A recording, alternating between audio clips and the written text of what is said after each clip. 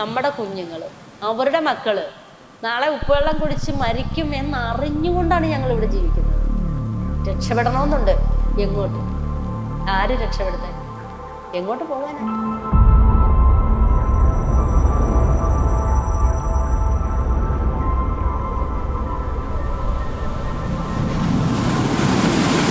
ഈ ആലപ്പുഴ ജില്ല വിട്ടിട്ട് മറ്റൊരു സ്ഥലത്തേക്ക് പോകുന്നതിനെ കുറിച്ച് നമുക്ക് സങ്കല്പിക്കാൻ വയ്യ. ഒന്ന്.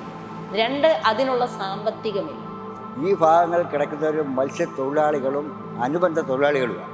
പിന്നെ ഉള്ളത് പീലിംഗ് തൊഴിലാളികളാണ്. പിന്നെ ബാക്കിയുള്ളതെന്ന് പറഞ്ഞാൽ കയർത്തൊഴിലാളികളാണ്. ഇവരെല്ലാം നിത്യവൃത്തിക്ക് വേണ്ടി കടലിനെ ആശ്രയിക്കുന്ന ആളുകളാണ്.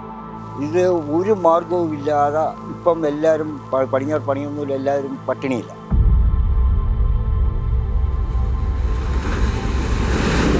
എല്ലാവരും വരും, വോട്ട് വാങ്ങിച്ചുകൊണ്ട് പോകും. പിന്നെ കടൽ കയറി ഈ പെരയൊക്കെ വീഴുന്ന ഈ കടൽ ശക്തമാകുന്ന സമയത്ത് കുറച്ച് ആളുകൾ ഇങ്ങോട്ട് ചാനലുകാരുമായിട്ട് വരിക, ഒന്ന് കുറച്ച് നേരം അവിടെയൊക്കെ നിന്ന് പ്രസവിക്കുക, പോവുക, പിന്നെ തിരിഞ്ഞു നോക്കത്തില്ല ഒരു മനുഷ്യർ.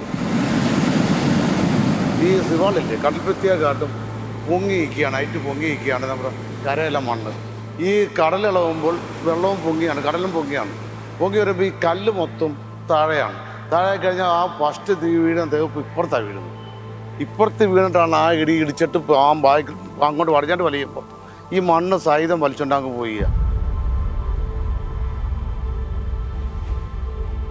കല്ലിൻ്റെ ഇപ്പുറത്ത് വന്ന് കടൽ വീണിട്ട് ഈ മണൽ മൊത്തം തോട്ടപ്പള്ളി പൊഴിമുഖത്തേക്ക് പോയിക്കൊണ്ടിരിക്കുക.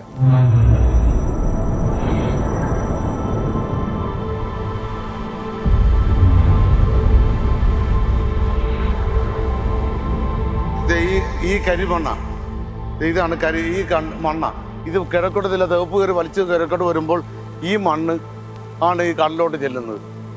ഈ മണ്ണാണ് ലവർ അവിടെ വെച്ച് വലിച്ച് അങ്ങോട്ട് എടുക്കുകയും ചെയ്യുന്നത്. ഇതാണ്ട. പിന്നെ ഹാർബർ വികസിക്കാനെന്നും പറഞ്ഞ് മണ്ണെടുക്കാൻ തുടങ്ങിയത് ഞങ്ങൾ അറിഞ്ഞില്ല, ഞങ്ങളെ ചതിക്കാനാണെന്ന്.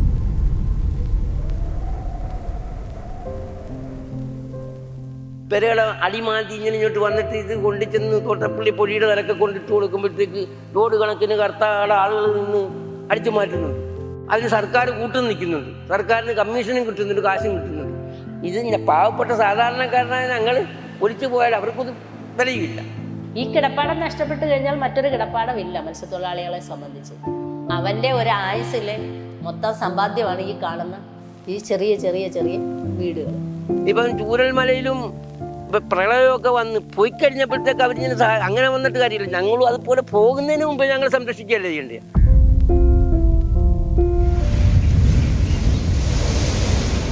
രണ്ടായിരത്തി സുനാമി അടിച്ചു കയറിയത് കേരള തീരത്ത് അടിച്ചു കയറിയ രണ്ട് പ്രദേശമാണ്. ഒന്ന് ആലപ്പാട്, ഒന്ന് ആറാട്ടുപുഴ. ഈ ആലപ്പാട് ആറാട്ടുപുഴയും ഈ സുനാമി കയറാനായിട്ടുള്ള പ്രധാനപ്പെട്ട കാരണം അവിടെ മൈനിങ് സെന്റേഴ്സ് ആയിരുന്നു. തീരത്തിന്റെ പ്രൊട്ടക്ഷൻ എന്ന് പറയുന്നത് ഇവിടെ കിടക്കുന്ന ഡെൻസിറ്റി കൂടിയ മണലാണ്, പാറയൊക്കെ ബലമാണ്. ഡെൻസിറ്റി കൂടിയ മണ്ണ് എവിടെയാണോ തകർത്തത് ആ തകർന്ന ഭാഗത്തേക്ക് ഇടിച്ചു കയറുക.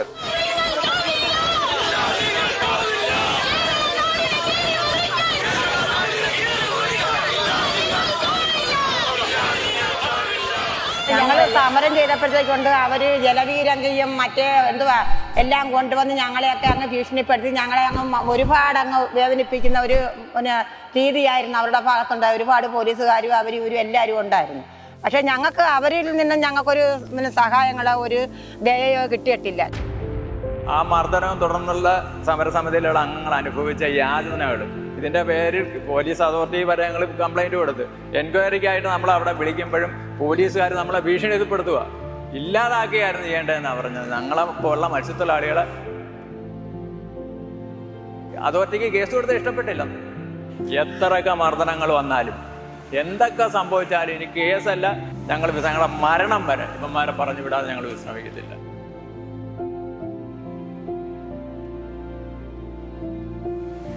കുട്ടനാടിനെ രക്ഷിക്കാൻ വേണ്ടി മണലെടുത്തതിന്റെ ഫലമായിട്ട് എന്ത് സംഭവിച്ചു? 576 വീടുകൾ തീരത്ത് നിന്ന് പോയി. തീരദേശ ജനതയെ പാലായനം ചെയ്ത് ചെങ്ങണം കെട്ടും തള്ളി വിട്ടു.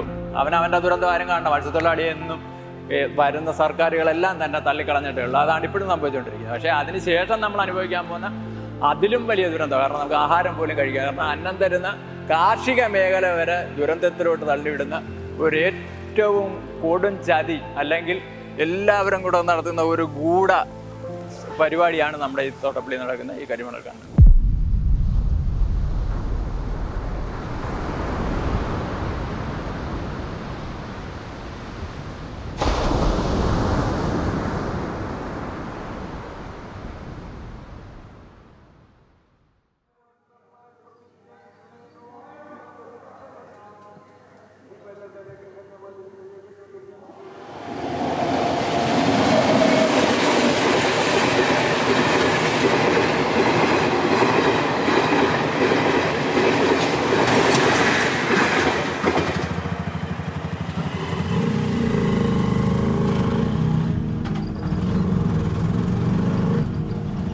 ആലപ്പുഴ മുതൽ വലിയഴിക്കൽ വരെ നീളുന്ന തീരദേശ യാത്ര ജീവിതത്തോട് പോരടിക്കുന്ന, സംവിധാനങ്ങളോട് നിരന്തരം കലഹിക്കേണ്ടി വരുന്ന മത്സ്യത്തൊഴിലാളികളുടെ ജീവിതങ്ങളിലേക്ക് കൂടിയുള്ള യാത്രയാണ്. ആഞ്ഞടിക്കുന്ന കടലിനെ പ്രതിരോധിക്കാൻ കഴിയാതെ ഇടിഞ്ഞു വീണുപോകുന്ന വീടുകൾക്ക് മുന്നിൽ നിന്നും തങ്ങളുടെ ജീവിതത്തെ തകർക്കുന്ന സർക്കാർ കോർപ്പറേറ്റ് ചെങ്ങാത്തത്തിനെതിരെ അവർ ശബ്ദമുയർത്തും. പട്ടിണി കിടക്കുമ്പോഴും ആലപ്പുഴ തീരദേശത്ത് സർക്കാർ ഒത്താശയോടെ നടക്കുന്ന കരിമണൽ ഖനനത്തിനെതിരെ അവർ തെരുവിൽ സമരം നയിക്കും. കോർപ്പറേറ്റ് ഉത്തരവുകൾക്ക് വേണ്ടി മത്സ്യത്തൊഴിലാളികളെ തീരദേശത്തു നിന്നും ഒഴിപ്പിക്കാനുള്ള സർക്കാർ ഗൂഢാലോചനകളോടും തീരദേശത്തെ ചൂഴ്ന്നു തിന്നുന്ന കരിമണൽ ഖനനത്തിനുമെതിരെ 1000-ലധികം ദിവസങ്ങളിലായി ഈ മനുഷ്യർ, ഈ തൊഴിലാളികൾ സമരത്തിലാണ്. നമ്മുടെ ആലപ്പുഴ മുതൽ ഇങ്ങോട്ട് ഒന്ന് സന്ദർശിച്ചാൽ മനസ്സിലായി, തീരപ്രദേശത്തൊന്നും തന്നെ മണലെന്ന് പറയുന്ന സംഭവമില്ല. ഏകദേശം 8-9 വർഷക്കാലം കൊണ്ട് പൂർണ്ണമായിട്ടും ആ മണ്ണ് ഇവിടെ വന്ന് അടിയുകയും അത് ട്രൈ ചെയ്തുകൊണ്ട് പോവുകയും 497 കുടുംബങ്ങൾ വഴിയാധാരമായി, വീടുകൾ നഷ്ടപ്പെട്ട് അവർ പലരും റെയിൽവേ പുറംപോക്കിൽ കിടക്കുന്നുണ്ട്. ലൈഫ് എന്നും പറഞ്ഞ് കുറേ ആൾക്കാരെ ഇവിടുന്ന് പലായനം ചെയ്യിച്ചിട്ടുണ്ട്. ഇനിയും വീട് കിട്ടാതെയും താമസിക്കാൻ പറ്റാത്തതുമായ സാഹചര്യങ്ങൾ വേറെ. നമ്മുടെ ഈ പ്രദേശത്തുള്ളവരിപ്പോൾ പോകേണ്ട വകില്ല. ഇവരുടെ ഇപ്പോഴത്തെ അവസ്ഥ എന്ന് പറയുന്ന നേരത്ത് അവരുപയോഗിക്കുന്ന കക്കൂസ് പോലുള്ള സംഭവങ്ങൾ മുഴുവനായിട്ടും ഈ ഉപ്പുവെള്ളം കയറി നിറഞ്ഞ അവസ്ഥയാണ്, അത് ഉപയോഗിക്കാൻ പറ്റുന്നില്ല. അതേപോലെ ഒരു സൈഡ് കൊണ്ട് പൊളിഞ്ഞ് വീണ് ബാത്റൂമും കാര്യങ്ങളും പുറകിലത്തെ ഭിത്തികൾ മൊത്തം പോയി. ഇപ്പോൾ ഏകദേശം 1000-ലധികം വീടുകൾ ഇതേപോലെ ഏത് നിമിഷവും നിലമ്പത്തി ഇല്ലാതാകാവുന്ന അവസ്ഥയിലോട്ട് അവരും അഭയാർത്ഥികളായിട്ട് ഇവിടുന്ന് പോകേണ്ട സാഹചര്യമാണ്.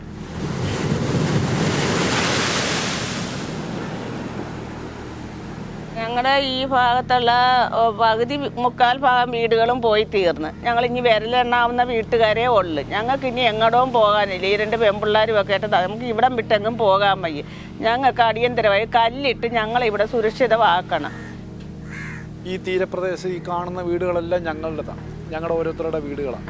ഈ പ്രദേശത്തുനിന്ന് ഇതെല്ലാം മത്സ്യത്തൊഴിലാളികളാണ് കൂടുതലും താമസിക്കുന്നത്. കൂടുതലെന്ന് പറഞ്ഞാൽ മൊത്തം മത്സ്യത്തൊഴിലാളികളാണ്. പക്ഷേ ഒരു മാർഗ്ഗവും ഇല്ലാത്ത ഈ പാവപ്പെട്ട മത്സ്യത്തൊഴിലാളികൾ 10 ലക്ഷം രൂപ ഗവൺമെൻറ് തരാം, നിങ്ങൾ അതും കൊണ്ട് ഇവിടുന്ന് മാറണമെന്നാണ് പറയുന്നത്. ഞങ്ങൾക്ക് ആകെ ഉണ്ടാകുന്ന സമ്പത്താണ് ഈ ഒരു കൊച്ചു വീടും 5-10 സെൻറ്റ് സ്ഥലവും. കൊച്ചു വീടെന്ന് പറയാൻ പറ്റത്തില്ല. 1100-1500 സ്ക്വയർ ഫീറ്റ് വീടാണ്, വാർപ്പ് വീടാണ് ഞങ്ങൾ വെച്ചിരിക്കുന്നത്. ഏകദേശം എന്ന് പറയുന്നത് ഞങ്ങൾക്കിപ്പോൾ ഈ 10 ലക്ഷം രൂപ ഗവൺമെൻറ് തരാം, നിങ്ങൾ ഇവിടുന്ന് പോകണം എന്ന് അവർ ആവശ്യപ്പെടുമ്പോൾ ഞങ്ങൾക്ക് കിഴക്ക് പ്രദേശത്ത് നിന്ന് 4 സെൻറ്റ് സ്ഥലം പോലും വാങ്ങാനുള്ള ഫണ്ടിൽ പൈസ ഇല്ലത്. ഞാൻ താമസിക്കുന്ന ഭാഗം എന്ന് പറയുന്നത് ഏതാണ്ട് എൻ്റെ ഓർമ്മയിൽ ഈ ഭാഗം ഒരു 1/2 കിലോമീറ്ററോളം കടൽ പടിഞ്ഞാറായിരുന്നു. അതിനുശേഷം ഈ കടൽ കിഴക്കോട്ട് കയറി പോരുക. ഒരു വർഷം എങ്ങനെ വന്നാലും ഒരു 3-4 പ്രാവശ്യം കടലാക്രമണം ഉണ്ടാകും.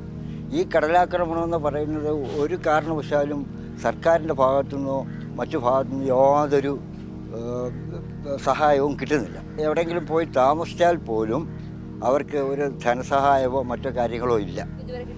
വീട് കിട്ടിയിട്ടില്ല. അവർ കിഴക്കോട്ട് മാറി വാടകയ്ക്ക് താമസിക്കുകയാണ്. ഇത് ഒരു നിവൃത്തിയില്ലാത്ത ഒരു ഗവൺമെൻറ് ഉണ്ട്. ഈ ഗവൺമെൻറ് ഇതിന് വേണ്ടി ഒന്നും ചെയ്യുന്നില്ല എന്നുള്ളതാണ്. ഇടക്കാലത്ത് പറഞ്ഞ് കല്ലിടുമെന്ന് പറഞ്ഞ് പിന്നൊരു മന്ത്രി വന്ന് പറഞ്ഞ് ഇവിടെ കടലിൽ കായം കലക്കുന്ന പോലെ കല്ലിടാൻ പറ്റത്തില്ല എന്ന് പറഞ്ഞു. ഇതെല്ലാം അനുഭവിക്കുന്നത് ഈ തീരദേശത്ത് കിടക്കുന്ന തൊഴിലാളികളാണ്, ഈ മത്സ്യത്തൊഴിലാളികളാണ്.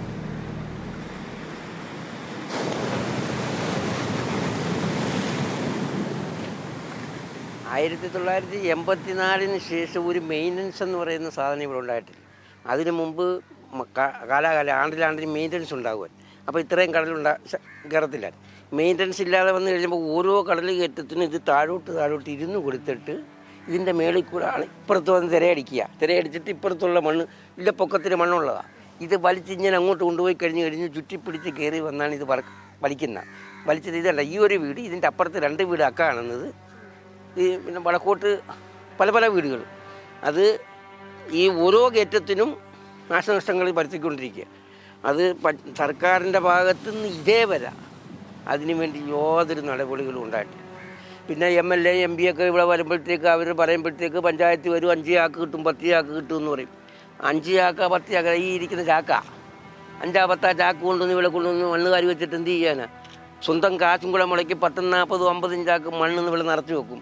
ഒറ്റയടിക്ക് അത് മറിഞ്ഞങ്ങ് പോവും. ഇത്രയും പൊക്കത്തിൽ വെക്കുന്നതാണ്. ഒറ്റയടിക്ക് അതൊക്കെ മറിഞ്ഞങ്ങ് പോവും.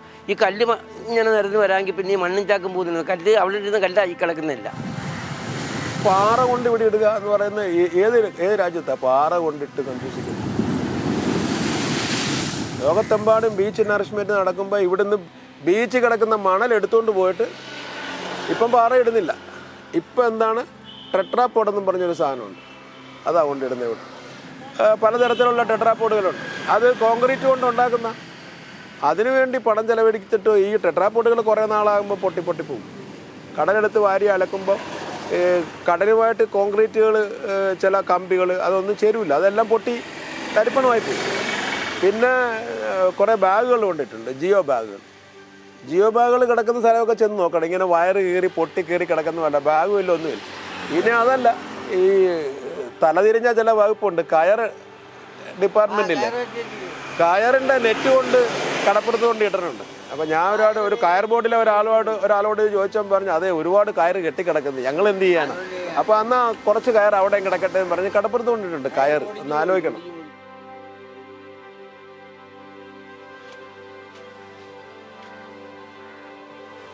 ഇത് 3.5 വർഷമായ വീടാണ്. ഇത് പോയിട്ട് 3.5 വർഷമായി.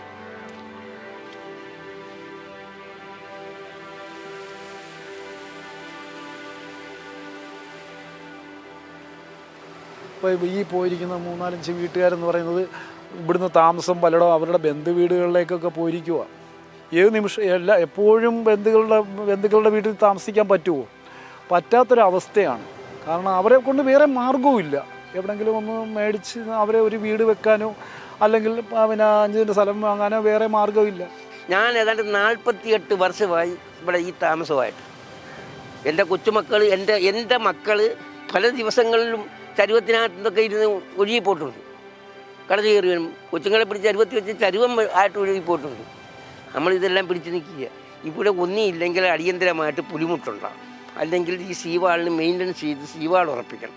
അതല്ലാത്ത രീതി വേറെ ഞങ്ങൾ നിങ്ങളുടെയൊക്കെ ഒരു കാര്യം പറഞ്ഞിട്ടൊരു രക്ഷയില്ല. നമ്മൾ തീരം സംരക്ഷിക്കാൻ വേണ്ടിയിട്ട് ഒത്തിരി മാർഗങ്ങൾ നമ്മൾ ചെയ്തിട്ടില്ലേ? പോണ്ടിച്ചേരിയിൽ നമ്മൾ ബയോ ഫെൻസിങ് നടത്തിയിട്ടില്ലേ? ഗോവയിലൊക്കെ ഒത്തിരി പരീക്ഷണങ്ങൾ നടക്കുന്നില്ലേ? സിംഗപ്പൂരിലൊക്കെ മണ്ണ് ഇറക്കുമതി ചെയ്തിട്ട് അവിടെ സാൻഡ് ബാരിയറുകൾ ഉണ്ടാക്കുന്നില്ലേ? നമ്മളുടെ ഈ തീരത്ത് തന്നെ കടൽ ഭിത്തി നിർമ്മിച്ചിട്ടില്ലേ? നമ്മളുടെ ഇവിടെ തന്നെ ടെട്രാപോഡുകൾ നിരത്തിയിട്ടില്ലേ? അപ്പോൾ സ്വാഭാവികമായും ഇതിൻ്റെ സുരക്ഷയെക്കുറിച്ച് ചിന്തിക്കുന്നവരെന്ത് ചെയ്യണം? തീരം സംരക്ഷിക്കുകയല്ലേ വേണ്ടുന്നത്. അപ്പോൾ തീരം സംരക്ഷിച്ചുകൊണ്ടേ നമുക്കിതിനെ മറികടക്കാൻ പറ്റുള്ളൂ.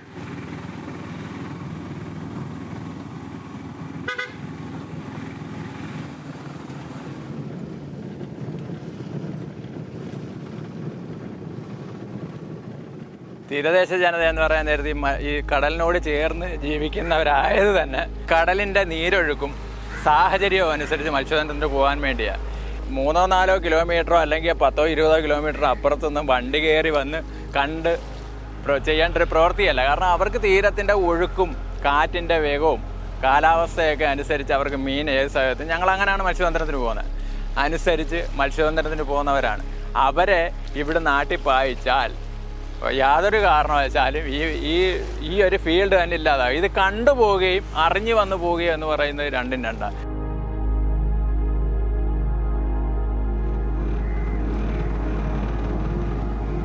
10 ലക്ഷം രൂപ കൊടുത്തിപ്പം തീരത്തുനിന്ന് ആളുകളെ മാറ്റിക്കൊണ്ടും കൂടെ ഇരിക്കുക. ആ മാറ്റുന്ന ആളുകൾക്ക് കൊടുത്തു. പക്ഷെ വീട് നഷ്ടപ്പെട്ടു പോയവരുണ്ട്, കടലെടുത്ത് വീട് നഷ്ടപ്പെട്ടു പോയവരുണ്ട്.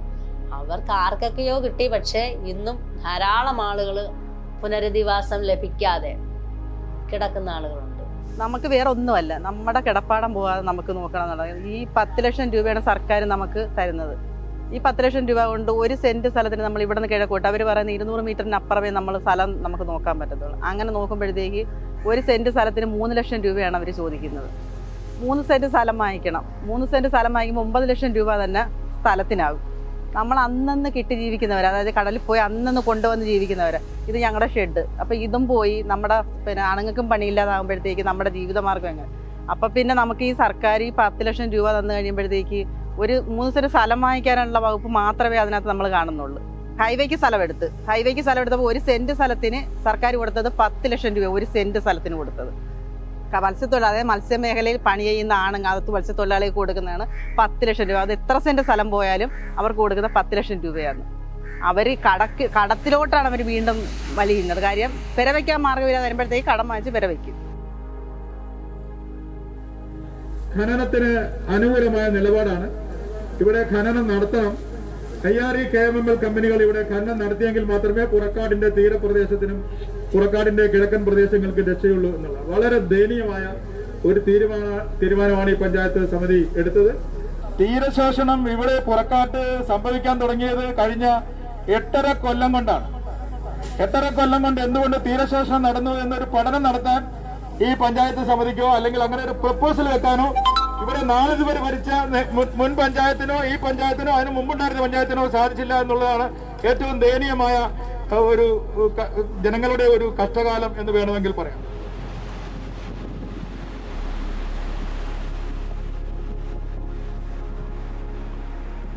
തോട്ടപ്പള്ളിയിൽ കരിമണലിൻ്റെ ഖനനം നടക്കുന്നത് ഇപ്പോൾ സിംഗിൾ പോണ്ട് ഡ്രഡ്ജിങ് ആണ് അവർ നടത്തുന്നത്. സിംഗിൾ പോണ്ട് ഡ്രഡ്ജിങ് എന്ന് പറഞ്ഞു കഴിഞ്ഞാൽ തിരമാലകളുടെ കയറ്റിറക്കങ്ങളെയും വേലിയേറ്റത്തെയും വേലിയിറക്കത്തെയും പിന്നെ ലിറ്ററൽ ഡ്രിഫ്റ്റ് എന്ന് പറയുന്ന മണൽ നീക്കത്തെയും അതുപോലെ തന്നെ ഡിഗ് ആൻഡ് ഡംപ് എന്ന് പറയുന്ന കുഴിക്കുക എടുക്കുക എന്നുള്ള സാധാരണ മൈനിങ് രീതി ഒരേപോലെ ഉപയോഗപ്പെടുത്തിക്കൊണ്ടാണ് ഇവിടെ ഖനനം നടത്തിക്കൊണ്ടിരിക്കുന്നത്.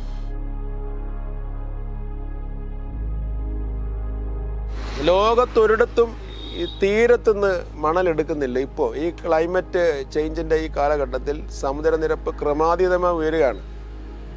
1.5 ഡിഗ്രി സെൻറ്റിഗ്രേഡിന് മേൽ ഉയർത്തരുത് എന്ന് ലോകത്തെമ്പാടും ബലം പിടിക്കുകയാണ്. ടെമ്പറേച്ചർ 1.5 ഡിഗ്രിയുടെ മേൽ 1.6 ആയാൽ മുങ്ങിപ്പോവും. അവിടെയാണ് ഈ തോട്ടപ്പള്ളിയുടെ തീരത്ത് നിന്നും എന്തും പറഞ്ഞാൽ മണലെടുക്കുന്ന ദുരന്ത നിവാരണം എന്നും പറഞ്ഞെടുക്കുക. കുട്ടനാടിനെ രക്ഷിക്കാനായിട്ടാണ് ഇവിടുന്ന് മണലെടുക്കുന്നതെന്നാണ് ഇവർ പറയുന്നത്. ഇവിടെ ഖനനം നടത്താൻ ഇവർക്ക് അനുവാദം ഇല്ല. ഇവർ ഡിസാസ്റ്റർ മാനേജ്മെൻറ്റിൻ്റെ പേരിലാണ് ഖനനം നടത്തിക്കൊണ്ടിരിക്കുന്നത്. ഇവർക്ക് ഇവിടുന്ന് മണലെടുക്കണമെന്നുണ്ടെങ്കിൽ എന്തു വേണം? ഒന്ന്, അത് CRZ നിയമത്തിൻ്റെ വയലേഷനാണ്. എസ്റ്ററിയിൽ നിന്നും മൈൻ ചെയ്യാൻ പറ്റില്ല. അതേസമയം അഥവാ എന്തെങ്കിലും കാരണവശാൽ ഏറ്റിറക്കങ്ങൾക്ക് എന്തെങ്കിലും കുഴപ്പമുണ്ടായിക്കഴിഞ്ഞാൽ ആ കായൽ ഭാഗത്ത് ജലനിരപ്പ് ഉയർന്നു കഴിഞ്ഞാൽ അവിടുന്ന് മണൽ നീക്കം ചെയ്യേണ്ടുന്നത് ലോക്കൽ കമ്മ്യൂണിറ്റി ഉപയോഗപ്പെടുത്തിയിട്ടുണ്ട്. ഇവിടെ ലോക്കൽ കമ്മ്യൂണിറ്റിയുടെ ഒരു കമ്മിറ്റിയുണ്ട്. പക്ഷേ ആ കമ്മിറ്റി എല്ലാ കാര്യങ്ങളും തീരുമാനിക്കുന്നത്. ഇതിപ്പോൾ ഇവിടെ ഡിസാസ്റ്റർ മാനേജ്മെൻറ്റിൻ്റെ പേരിലാണ് കാര്യങ്ങൾ തീരുമാനിച്ച് മണലെടുത്തുകൊണ്ടിരിക്കുന്നത്. പണ്ട് കടൽ കയറുക എന്ന് പറഞ്ഞാൽ ഒരു വശത്ത് കടൽ കയറിയിട്ട് മണ്ണ് കൊണ്ടുപോയിട്ട് വേറൊരു തീരത്ത് കൊണ്ടുവന്ന് ആ മണ്ണ് വെക്കും. അപ്പൊ തീരം വെക്കുക എന്നാണ് പറയുക.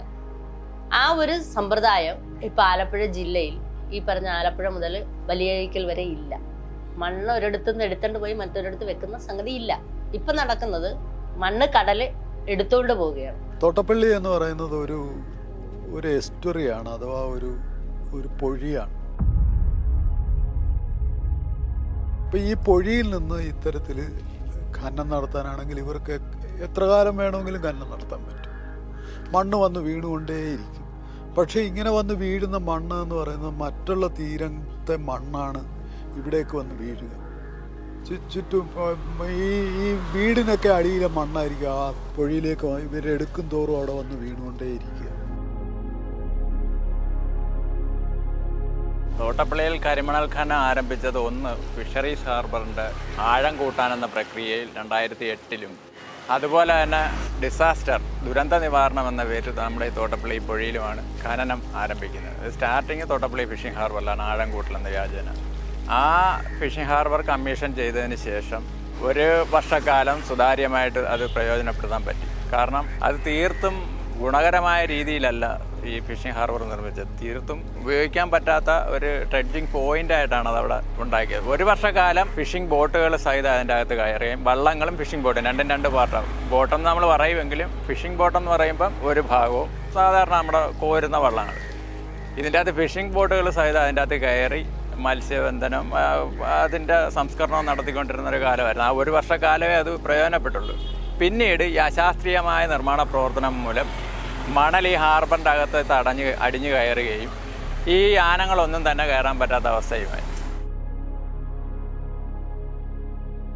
മണ്ണെടുക്കാൻ തുടങ്ങിയപ്പോഴുണ്ടല്ലോ, മണ്ണെടുക്കും തോറും അപ്പുറത്തെ കര ഇങ്ങോട്ട് വരാൻ തുടങ്ങി. ആലപ്പുഴ മുതൽ പുന്നപ്പുറ മുതൽ തോട്ടപ്പള്ളി വരെയുള്ള സ്ഥലങ്ങൾ തകരാൻ തുടങ്ങി. പല വീടുകളും കടം വാങ്ങിച്ച് വെച്ച വീടുകൾ തീരപ്രദേശത്ത് മണ്ണെടുക്കും തോറും ഭൂമി കുലുക്കാൻ പോലെ അകത്തിരിക്കുന്ന പാത്രങ്ങൾ പോലും താഴെ വീഴും, ഒരു ഭൂമി കുലുക്കാൻ പോലെ. അതുപോലെ ഈ ഡ്രെഡ്ജിങ് ചെയ്യുമ്പോഴത്തേക്ക് നമുക്ക് ബാത്റൂമിൽ പോലും കയറാൻ പറ്റത്തില്ല, വെള്ളമാണ് ഇവിടെ മൊത്തവും വെള്ളമാണ്. നമുക്ക് ബാത്റൂമിൽ കയറാനോ എടുക്കാനോ ഒന്നും പറ്റത്തില്ല. അറിയാവോ, ഈ പട്ടിയൊക്കെ ആണെങ്കിൽ തന്നെ ഈ മണ്ണും കൂനെ കിടന്നിച്ച് വരുമ്പോഴത്തേക്ക് അതിന്റെ രോമങ്ങളെല്ലാം പൊഴിഞ്ഞു പോയി ഒരുമാതിരി വികൃതമായിട്ടാണ് ഇതുങ്ങൾ ഇറങ്ങി വരുന്നത്.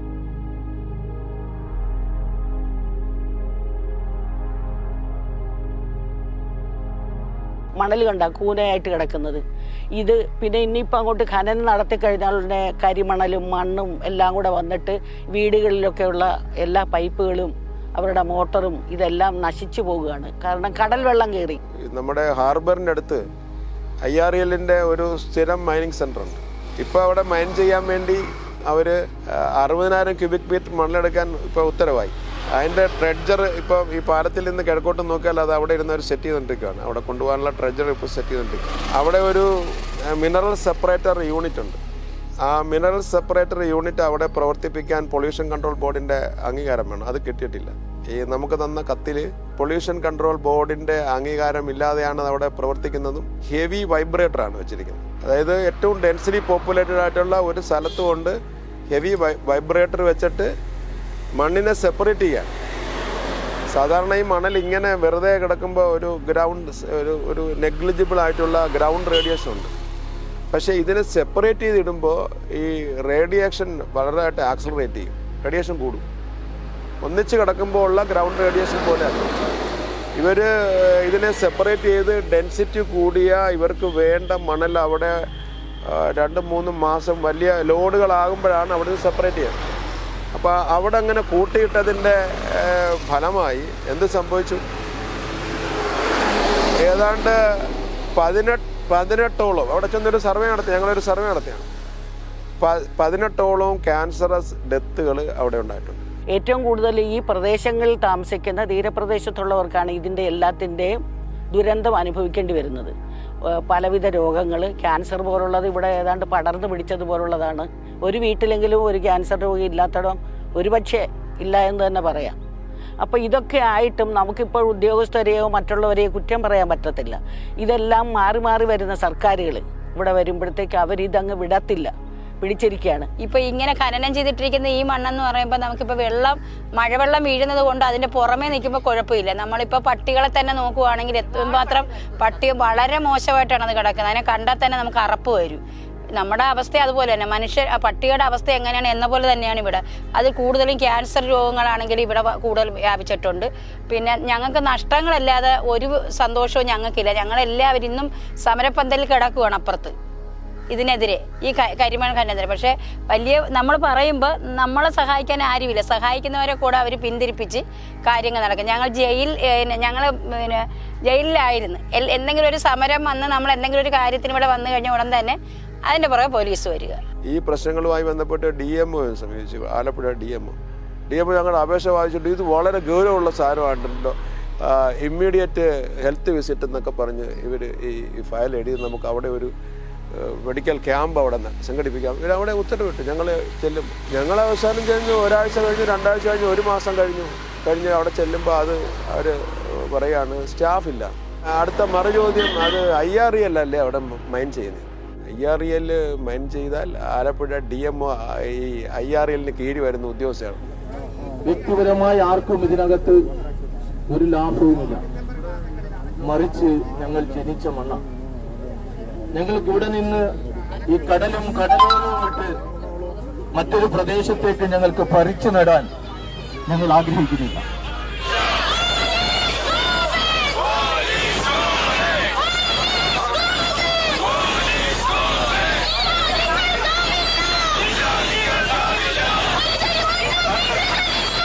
ഞങ്ങൾ ചേർന്ന യോഗത്തേക്കാൾ ഉപരി യോഗങ്ങൾ പോലീസ് ഡിപ്പാർട്ട്മെൻറ്റ് ചേർന്നിട്ടുണ്ട്. ഈ സമരത്തെ അടിച്ചേക്കുന്നത് അവിടെ എല്ലാ സംവിധാനത്തെയും അവർ ഉപയോഗപ്പെടുത്തി.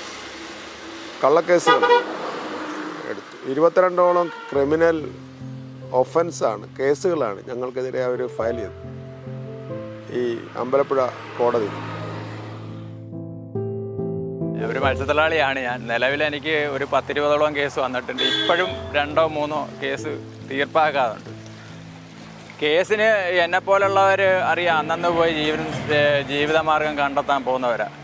കേസ് വിളിക്കുന്ന സമയത്ത് പോയ 10-20 കേസുകളാണ് 2-3 ദിവസം കൂടുമ്പം നമ്മുടെ അമ്പലപ്പുഴ മുനിസിപ്പൽ കോടതിയിൽ ചെന്ന് നിൽക്കേണ്ട അവസ്ഥ വരും. അത് നമുക്ക് ഒരേ ദിവസം ചെല്ലുമ്പോൾ ചിലപ്പോൾ 500, 1000 അതല്ലെങ്കിൽ 50 കിട്ടത്തില്ല. അതുകൊണ്ടാണ് വേണം എൻ്റെ കുടുംബം ജീവിച്ചു പോകാൻ. ഇതെല്ലാം തന്നെ കള്ളക്കേസാണ്. അത് കേസെടുക്കുന്നത് അന്തസ്സായിട്ട് നമ്മൾ സമരം ചെയ്ത വിഷയത്തെ അടിസ്ഥാനമാക്കിയാണ് സമാധാനമുണ്ട്. ഈ ഒരു FIRലും നമ്മൾ സമരം ചെയ്യുന്ന കരിമണൽ ഖനനത്തിനെതിരെയും നമുക്കുണ്ടാകുന്ന ദുരന്തത്തെയും തടയാൻ വേണ്ടിയാണ് പൊങ്കാല സമരം നടത്തി.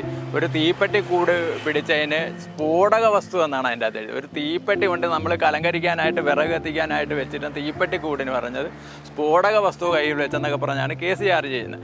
അപ്പം ഞങ്ങൾ മരിക്കാൻ വേണമെങ്കിലും ഞങ്ങൾ തയ്യാറാണ്. പക്ഷേ ഉള്ള സത്യസന്ധമായ കാര്യങ്ങളെങ്കിലും FIR രേഖപ്പെടുത്താൻ ഈ ഉദ്യോഗസ്ഥർ ശ്രമിക്കണം. അവരെല്ലാം തന്നെ ഇവരുടെ നമുക്ക് കാണാം, നേരത്തെ സൂചിപ്പിച്ച പോലെ 1000-ലധികം കാറ്റാടി മരങ്ങൾ വെട്ടിയ 2000-ലധികം പോലീസുകാരെ കൊണ്ട് ഇവിടെ ഇറക്കിയ അവർക്കെല്ലാം സർക്കാർ കൊടുക്കുന്ന ശമ്പളത്തിലുപരിയായിട്ട് കരിമണൽ കമ്പനി 10,000-2000 രൂപ ബാറ്റ കൊടുത്താണ് ദിവസം ഇവിടെ. അപ്പോൾ അവർക്ക് ആ നന്ദി കാണിക്കണം. മത്സ്യത്തൊഴിലാളികളിൽ നിന്ന് പിരിച്ചെടുക്കുന്ന ചില്ലിത്തുട്ടുകളുകൊണ്ട് പ്രവർത്തിക്കുന്ന ഈ സമരത്തിന് 10,000-കണക്കിന് രൂപ കോടതിയിൽ പിഴയടക്കേണ്ടി വന്ന സാഹചര്യം ഉണ്ടായി. ഇത്ര താല്പര്യപൂർവം പോലീസും പറയാതിരിക്കാനാവില്ലല്ലോ ചില തലങ്ങളിലുള്ള ജുഡീഷ്യൽ സംവിധാനങ്ങളും സമരത്തിന് എതിരെ നിന്നു. 10, 20, 24 വയസ്സുള്ള പിള്ളേർ, ചെറുപ്പക്കാര് ആ സമരത്തിൽ പങ്കെടുത്ത പിള്ളേരെ ആക്രമിക്കുകയുണ്ടായി നന്നായിട്ട് പോലീസ്. ഞങ്ങൾ അവിടെ ഇരുന്ന് സമരം ചെയ്യും, തറപ്പാള വിരിച്ചിട്ട് അതിലിരിക്കും. ഇത്രയും സംഭവം ഞങ്ങളുടെ കൺമുന്നിൽ. ഒരു വശത്ത് സാറിനെ പിടിച്ചു വലിക്കുന്നു, മറുവശത്ത് ഭദ്രൻ സാറിനെ തല്ലുന്നു, വിപിൻ അടിച്ചിട്ട് വിപിൻ അടി കൊണ്ട് വീഴുന്നു, വേറൊരു പയ്യൻ, അവൻ്റെ പേര് ഞാൻ മറന്നുപോയി, അവനെ അടിക്കുന്നു. ഇതെല്ലാം കണ്ട് ഞങ്ങളിങ്ങനെ മുദ്രാവാക്യമല്ലാതെ വേറൊന്നും ഞങ്ങളുടെ ആയുധമായിട്ടില്ല. ഞങ്ങൾ ഇവർക്കെതിരെയൊക്കെ പോലീസിനെതിരെ മുദ്രാവാക്യം വിളിക്കുക, ഇവരെ ആക്രമിക്കരുത്. എന്നിട്ടും ആ ഇരുന്ന സ്ഥലത്തുനിന്ന് ഞങ്ങൾ എഴുന്നേറ്റില്ല.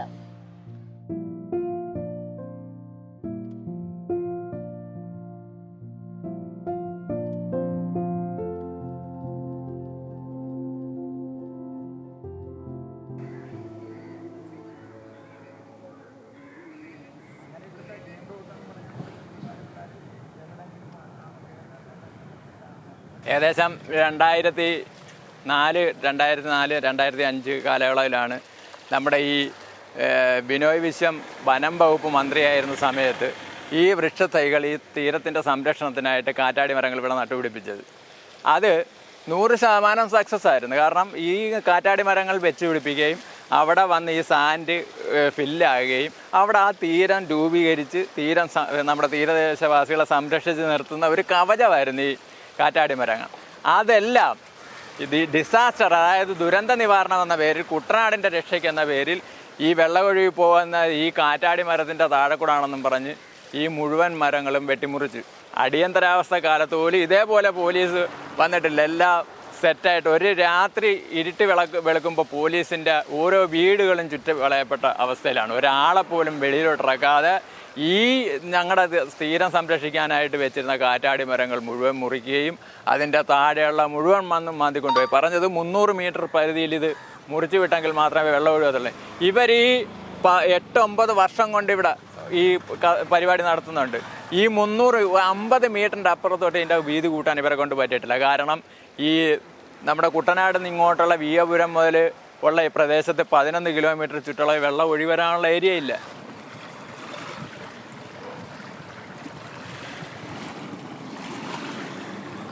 ഒരു ഉത്തരവാദിത്തമില്ല. ആർത്തിയോടുകൂടി ഈ നാടിനെ തോറ്റിക്കൊണ്ടു പോകാൻ വേണ്ടി നടക്കുന്ന ഇത്തരത്തിലുള്ള ഈ കമ്പനിയാണ് ഞങ്ങളുടെ സുഹൃത്തിനെ കൊണ്ടുപോയെന്ന് ഞങ്ങളങ്ങ് വിചാരിക്കുക.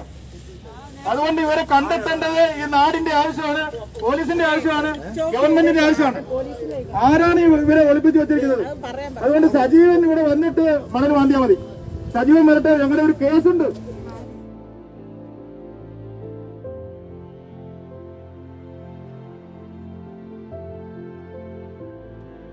ഞങ്ങളുടെ സമരത്തിൽ പങ്കെടുത്ത ഒരു CPM സഖാവ് കെ സജീവൻ, അദ്ദേഹത്തെ കാണാതായിട്ട് ഏതാണ്ട് 2.5 കൊല്ലമാകാം. സാധാരണ ഒരു പാർട്ടിയുടെ ഒരു സഖാവ് മിസ്സിങ് ആയാൽ അദ്ദേഹത്തെ കണ്ടെത്തണം എന്നാവശ്യപ്പെടേണ്ടത് ആ ഉത്തരവാദപ്പെട്ട പാർട്ടിയാണ്. പക്ഷേ ആ പാർട്ടി ഇന്നും ഒരു ആവശ്യപ്പെട്ടിട്ടില്ല. സജീവൻ എന്ത് കുറ്റമാണ് പാർട്ടിയോട് ചെയ്തതെന്ന് പറയാനുള്ള ബാധ്യതയെങ്കിലും CPM കാണിക്കണം. അദ്ദേഹം ചെയ്ത ഒരേ ഒരു കുറ്റം 83ാമത്തെ ദിവസം ഈ സമരമുഖത്ത് വന്നിരുന്നു എന്നുള്ളതാണ്. അന്ന് മുതൽ അദ്ദേഹം ശത്രുവായി. അദ്ദേഹം അദ്ദേഹത്തിൻ്റെ ചെറുപ്പകാലം DYFI ഉള്ള കാലം മുതൽ സജീവമായി പാർട്ടിയെ ഈ പ്രദേശത്ത് കെട്ടിപ്പടുത്താൻ ശ്രമിച്ച അദ്ദേഹത്തിൻ്റെ വർക്ക് വിസ്മരിച്ചുകൊണ്ട് അദ്ദേഹത്തിന് ന്യായമെന്ന് തോന്നിയ ഒരു സമരത്തിൽ പങ്കെടുത്തുകൊണ്ട് അദ്ദേഹത്തെ കാണാതെ ആയി. അദ്ദേഹത്തിൻ്റെ ഭാര്യയും മക്കളും ഹേബിയസ് കോർപ്പസ് ഹർജി ഹൈക്കോർട്ടിൽ കൊടുത്തതിന് ശേഷമാണ് പോലീസ് അന്വേഷിക്കാൻ കൂടി ഇവിടെ വന്നത്. അതാണ് ഏറ്റവും വലിയ ഒരു ദുരന്തം.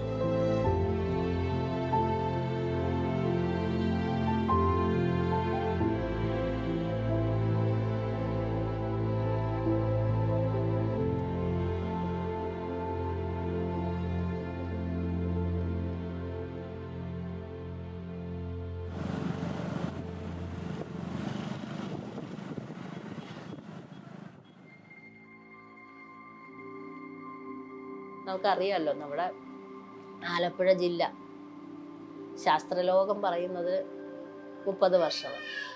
അതിൻ്റെ പകുതി പോലും വേണ്ടി വരത്തില്ല. കാരണം നമുക്കറിയാം, ലോകത്ത് 2 സ്ഥലമാണല്ലോ സമുദ്രനിരപ്പിൽ നിന്ന് താഴ്ന്ന സ്ഥലം. ഒന്ന് നെതർലാൻഡ് ആണെങ്കിൽ മറ്റൊന്ന് നമ്മുടെ കുട്ടനാടാണ്. കുട്ടനാട് 2.5 അടിയോളം സമുദ്രനിരപ്പിൽ നിന്ന് താഴ്ന്ന പ്രദേശമാണെന്നാണ് നമ്മുടെ അറിവ്. ഈ കടലുകയറ്റം ഇങ്ങനെ ഉണ്ടായാൽ ഒരു വെള്ളം കയറി കുട്ടനാട് താഴും. ഇപ്പൊ തന്നെ നിങ്ങളൊന്ന് പരിശോധിച്ചാൽ അറിയാം, അവിടെ ജീവിക്കാൻ പറ്റാത്ത പ്രദേശമായി മാറിക്കൊണ്ടിരിക്കുകയാണ് കുട്ടനാട്. ധാരാളം ആളുകൾ വീട് ഉപേക്ഷിച്ച് വാടകയ്ക്ക് പോയി താമസിക്കുന്നു, ബന്ധുക്കളുടെ വീട്ടിൽ പോയി താമസിക്കുന്നു. കുട്ടനാട്ടിൽ ഇപ്പോഴേ തുടങ്ങിയിട്ടുണ്ട് ആ പ്രശ്നം. നമുക്കറിയാം, ഉറപ്പായിട്ടും ഈ ആലപ്പുഴ ജില്ല ഏതാനും വർഷങ്ങൾക്കുള്ളിൽ കടലിനടിയിലാവും. ഉപ്പുവെള്ളം കയറുന്നു, നെൽകൃഷി നശിക്കുന്നു. ഇവിടെ കുട്ടനാട്ടിൽ പുറക്കാട് ഭാഗത്തൊക്കെയുള്ള നെൽവയലുകളിലൊക്കെ ഇത്തവണ കൃഷി വളരെ മോശമായിരുന്നു. ഇത്തവണ വിത നടന്നില്ല. വിതച്ച നെല്ലൊന്നും കിളിർത്തില്ല. വിളഞ്ഞ നെല്ലൊന്നും കൊയ്യാനും പറ്റിയില്ല. കൊയ്ത് കഴിഞ്ഞപ്പോൾ 10-60 മേനി കിട്ടിയിരുന്ന സ്ഥാനത്ത് ഇന്ന് 6 മേനി 7 മേനി വിളവാണ് ഉണ്ടായത് ഇത്തവണ. പലർക്കും ഇത്തവണ കൃഷി നഷ്ടമായിരുന്നു. തോട്ടപ്പള്ളിയിൽ വെച്ച സ്പിൽവേ ഉണ്ടല്ലോ, തോട്ടപ്പള്ളിയിൽ വെക്കാനായിരുന്നില്ല അതിൻ്റെ ഡിസൈൻ. അത് ആര്യാട് എന്ന് പറയുന്ന ഒരു സ്ഥലമുണ്ട്, ആലപ്പുഴ ജില്ലയിൽ ആര്യാട് എന്ന് പറയുന്ന സ്ഥലമുണ്ട്. അതാണ് അതിൻ്റെ ജിയോഗ്രഫിക്കലായിട്ട് ഇങ്ങനെ താന്ന് കിടക്കുന്ന സ്ഥലം. ഈ തോട്ടപ്പള്ളി ഇങ്ങനെ പൊങ്ങി കിടക്കുക. വെള്ളം വന്നാൽ ആ കുട്ടനാട്ടിലെ വെള്ളമെല്ലാം ഇതുവഴി വലിഞ്ഞു മാറത്തില്ല. ആര്യാട് എന്ന് പറയുന്ന പ്രദേശത്തായിരുന്നു ഇത് വെച്ചിരുന്നെങ്കിൽ ഇതിനേക്കാളും ഗുണകരമായി വെള്ളം പടിഞ്ഞാട്ട് ഒഴുകുമായിരുന്നു. അപ്പം അത് വെക്കാതെ ആരോ ഒരു എഞ്ചിനീയർ പറഞ്ഞു, നമുക്ക് ഇവിടെ ഒരെണ്ണമുണ്ടല്ലോ 11 കിലോമീറ്റർ ഇത് തുറന്നാൽ ഇങ്ങോട്ട് വരാലോ എന്ന് പറഞ്ഞിട്ടാണ് ഇവിടെ കൊണ്ടുവച്ചത്. ഇത് ഒരു പൊഴിമുഖമാണ്. പൊഴിമുഖം എന്ന് പറഞ്ഞാൽ ആവശ്യമുള്ളപ്പോൾ മാത്രം തുറന്നു കൊടുക്കുക, ആവശ്യമുള്ളപ്പോൾ മാത്രം അങ്ങനെയാണ് 54 മുതൽ ഇത്. അതായത് കുട്ടനാട്ടിലെ വെള്ളം പൊങ്ങി നമ്മുടെ ആ ബണ്ടൊക്കെ ഉണ്ടല്ലോ, ബണ്ടിലിൻ്റെ മുകളിൽ വെള്ളം വരുമ്പം മാത്രമാണ് ഇവിടെയുള്ള ജനങ്ങളെല്ലാം മൺവെട്ടിയുമായിട്ട് പോകും. കുട്ടനാടിൽ നിന്ന് കൃഷിക്കാരും വരും. എന്നിട്ടൊരു ഉത്സവം പോലെ, ഒരു 3-4 ദിവസം ഒരു ഉത്സവം പോലെ. എന്നിട്ട് മാനുവലായിട്ട് വെട്ടുക, മമ്മട്ടി കൊണ്ട് വെട്ടി. ഒട്ടിത്തൂമ്പ എന്ന് പറഞ്ഞൊരു സാധനമുണ്ട്. അപ്പോൾ ഒട്ടിത്തൂമ്പ കൊണ്ട് വെട്ടുന്നവർക്ക് ഒരു റേറ്റാണ്, മമ്മട്ടി കൊണ്ട് വെട്ടുന്നവർക്ക് ഒരു റേറ്റ്. ഇവരെല്ലാവരും കൂടെ രാത്രി പെട്രോൾ മാക്സ് എന്ന് പറയുന്ന ഒരു ലൈറ്റൊക്കെ ഇട്ട് പിടിച്ചിങ്ങനെ നിന്ന്, അതെ, കൊട്ട കൊണ്ട് പോകും. ചിലർ വെള്ളത്തിൽ ഇറങ്ങിയിട്ട് കൊട്ട കൊണ്ട് ഇങ്ങനെ കോരും. ഇങ്ങനെ കോരിയിട്ട് ഇതിങ്ങനെ ഒരു ചാനൽ പോലെ ഉണ്ടാക്കും. അത് എങ്ങനെ വെട്ടണമെന്ന്, ഇതെങ്ങനെയാണ് പൊഴി വെട്ടണമെന്ന് പറയുന്നത് എഞ്ചിനീയർ അല്ല. എഞ്ചിനീയർ പറഞ്ഞാൽ ഇത് തുറക്കത്തില്ല. ഇവിടെ നമ്മുടെ ഇവിടുത്തെ കുറെ തരകന്മാരുണ്ട്. ഇവിടെ ഈ തീരത്ത് വസിക്കുന്ന പ്രായമുള്ള ചില തരകന്മാരുണ്ട്. അപ്പോൾ അവർ വന്നിട്ട് അവർ പറയുന്നത് ഇങ്ങനെ വെട്ടാൻ പറയും. അപ്പോൾ അവരിങ്ങനെ ഈ അവിടെ നിന്ന് ഇങ്ങനെ ഈ കിഴക്ക് പടിഞ്ഞാറായിട്ട് ഇങ്ങനെ തെക്ക് പടിഞ്ഞാട്ട് ഇങ്ങനെ ചായച്ച് വെട്ടണം. തെക്ക് പടിഞ്ഞാട്ട് ഈ ചായവില്ലാതെ ഇങ്ങനെ നേരെ വെട്ടിയിട്ടുണ്ട്. ചില എഞ്ചിനീയർമാർ വന്ന് ഇങ്ങനെ നേരെ വെട്ടിയിട്ടുണ്ട് പൊഴി ഓടത്തിൽ.